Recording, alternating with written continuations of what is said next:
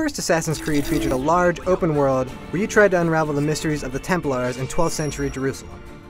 It was a very ambitious title, but it did fall short of expectations due to a lot of repetitive gameplay. Ubisoft Montreal is back with a second Assassin's Creed tale. Once again, you play as Desmond, a descendant of a long line of assassins.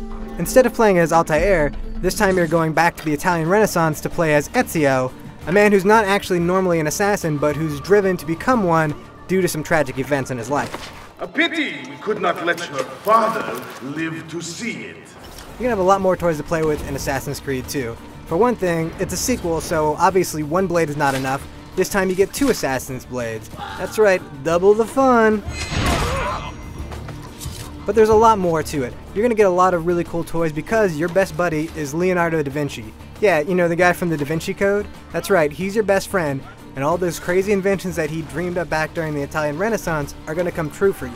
That includes his famed flying machine, which, you know, was only a concept drawing back in the days, but through the magic of video games, you gotta actually experience it and fly it. A lot of the familiar gameplay elements from the first Assassin's Creed are back, but they've all been improved slightly. You're still gonna be able to climb up buildings, run around rooftops, but it's all gotten a little bit more complex, and it starts with the AI.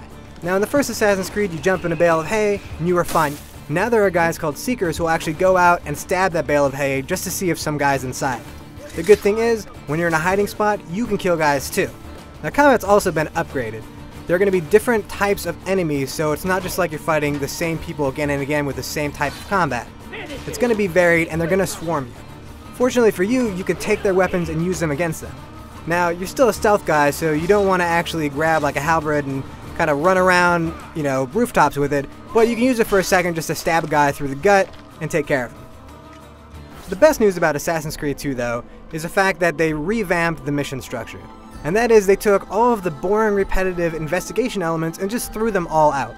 If you need to find information about where a target's going to be and when to strike them, it's just going to be a natural progression of the story. It's not going to be something where you have to sit on a bench and just eavesdrop on guys. It's going to be more action-oriented, and it's going to have a better flow to it. Enough! I yield! I yield! And we know for sure that this game is going to take place at least in Florence and in Venice. And the E3 areas were taking place in Venice. And of course, Venice is famous for its canals. So in Assassin's Creed 2, you're going to have the ability to swim. You're going to be able to get on boats. Hopefully you're going to be able to have epic gondola chases. But more importantly, because it's not set in ancient Jerusalem, the color palette of this game is far more interesting than in Assassin's Creed 1. As you can see, the E3 demo takes place during a festival. There's fireworks going off. There's lovely blues and greens and color actually in the world. And the crowds have a lot more animation and a lot more life to them. They feel more alive. They're not just walking around mindlessly from place to place. They actually have stuff to do now.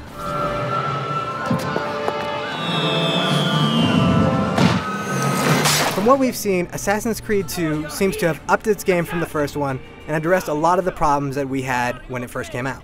Though we only got a little taste of Assassin's Creed 2 at E3, it was enough to whet our appetite and make us hunger for when this game comes out in November. Plus, Ubisoft Montreal added a gun. How cool is that?